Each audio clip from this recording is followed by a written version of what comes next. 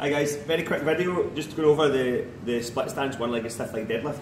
So, just briefly go over the main points. Remember the front leg, we're trying to work the one leg only or isolate one leg through the stiff leg deadlift movement, so i.e. the hamstring primarily and the glutes as well. But sometimes though when you just go onto one leg as such, balance can be a bit of an issue, so you might find yourself wobbling about the place.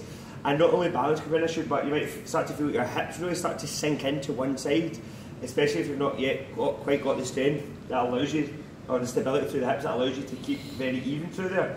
So that's why it's quite worthwhile taking a split stance, so that the rear leg is actually still on the floor to assist you in terms of balance and keeping everything stable through the hip. So you take a split stance. First thing is to make sure that the stance isn't too wide, so it's not away back here, because it will make it harder to move through the hip. So bring the foot.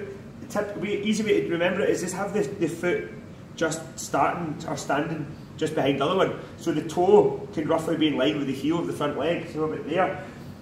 Have the heel off the floor of this right leg, so don't have it on the floor, because again, it probably makes it slightly harder to isolate the front leg, and you might end up feeling your hips stick a bit more as well. So bring that heel off the floor. You should feel right away, see just standing in this position, you should feel this hamstring loading up a wee bit, if you're properly loading it. From there, try not to overthink it, you're just doing a stiff leg, i.e. hip hinge pattern. You're just pushing the hips back, okay? As you do that, you feel an increased stretch, because that's essentially what you're doing, you're just increasing the stretch through the hamstring by hinging at the hips. So that is the movement there. You can practice this in the house if you're struggling with it. Okay, so we're going to be doing a fair bit of this for the next half of the block. So that's the pattern, okay? Keep a slight bend in the knee, okay? There's still folk that are keeping their knee locked out and they're doing it like that. That's not going to be as comfortable. You're going to start to feel like the tendon around the hamstring. You might even feel a calf stretch. So keep a slight soft knee, so keep a slight bend in the knee, then hinge back, okay? Remember, you're trying to bring your upper body over the top of your lower body, so you're not bending the knee too much either, so it doesn't mean bend the knee like that, because that would become a squat. So you're just bringing the upper body over the top, bring it over as one, over the top of your lower body, bring your chest with you, everything with you.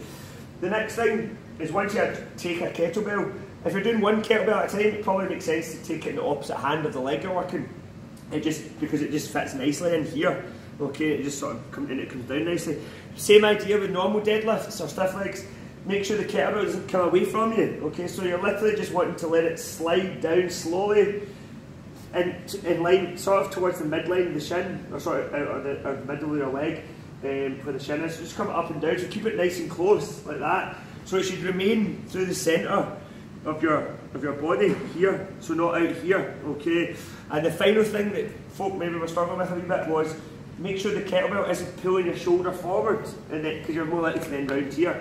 So chest out, pack the shoulder. Okay, so really drive the shoulder blade back to get it truly, pack the shoulder joint, and then push the hips back, not the shoulder joint, this gap. Push the hips back, and try and keep the upper back muscles engaged, so that the kettlebell stays close and you're not starting to do that. Okay, so chest out, engage in here, and then come up, back and down. So keep this elbow straight, and don't let the kettlebell pull you forward like that. Okay, so really need to focus and engage in your upper back area as you come down. Okay, so that's the other thing to maybe remember on the stiff leg. Obviously you can take two legs, so you can progress it if you want to that.